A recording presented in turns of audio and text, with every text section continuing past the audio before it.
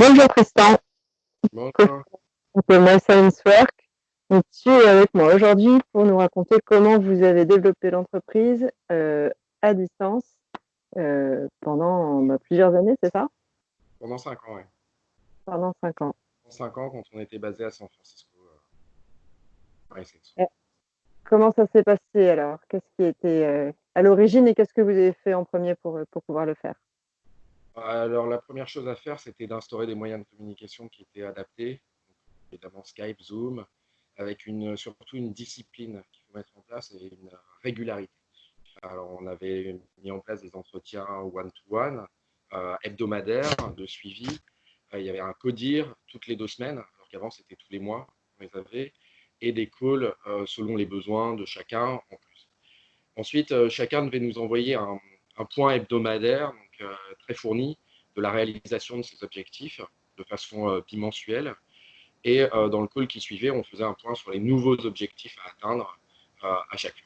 Donc, c'est vraiment la discipline, la régularité, les objectifs qui permettaient de tenir ça.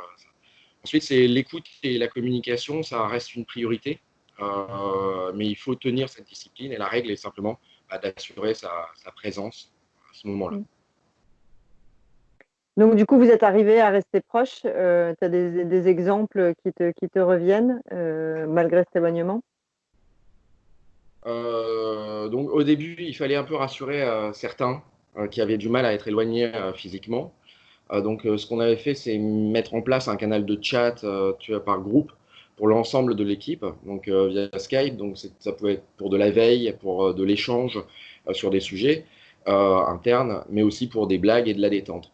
Donc on avait toujours Skype ouvert en continu, chacun, pour Mm. pouvoir échanger, et puis un groupe ou un canal Skype par projet pour pouvoir suivre chacun.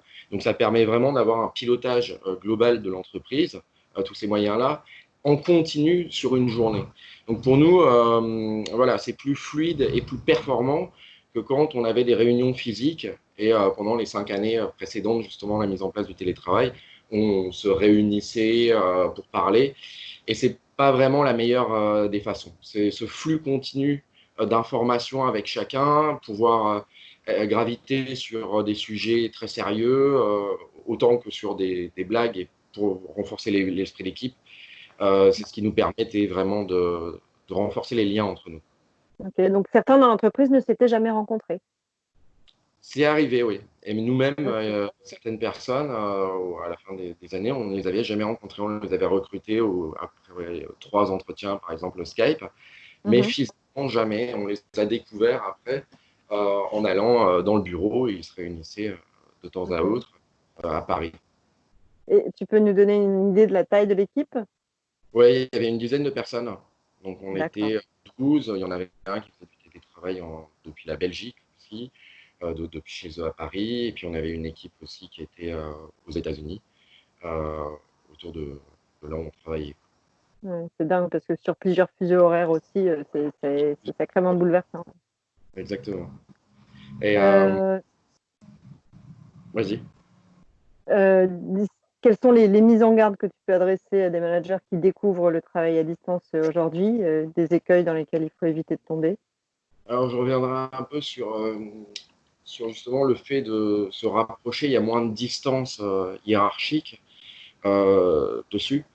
Donc, de par ce flux justement d'informations, et du coup, c'est cette proximité entre nous qui est renforcée et qui peut empêcher un peu la distance hiérarchique dont on a besoin parfois. Mhm. Ok. Donc, pour Euh, ce de- qui concerne et l'esprit qui est d'équipe, nécessaire pourquoi? Est-ce que tu peux creuser? oui, parce qu'après, les liens, si tu veux, ils se délitent un petit peu. Les gens partent dans leurs objectifs qui se sont assignés eux sans voir la stratégie globale de la société. Il faut recadrer hein, cette hiérarchie, elle est plutôt là pour ça. D'accord.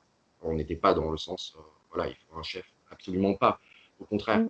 Mais il faut quand même garder à l'esprit certaines grandes lignes, une stratégie de l'entreprise à suivre.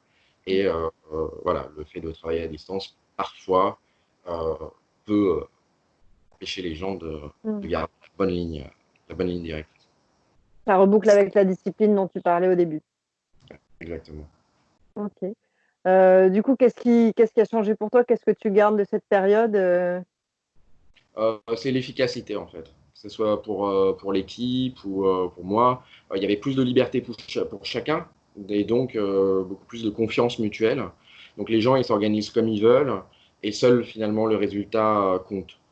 Donc sur la trentaine de salariés qu'on avait vu passer en 5 ans de télétravail, on a vu que cela avait satisfait tout le monde. Donc Hmm. c'est une des conditions que certains souhaitaient avant de rejoindre, c'était pouvoir travailler au moins quelques jours par semaine en télétravail. Du coup, ils ont été comblés avec ça. Super. Écoute, merci beaucoup pour ton témoignage. Et puis, bonne création. Je crois que tu relances ça en télétravail. Tout à fait, oui. À bientôt. Ça se passe très bien. J'en doute pas. À très bientôt. Au revoir, Tristan. Merci, au revoir.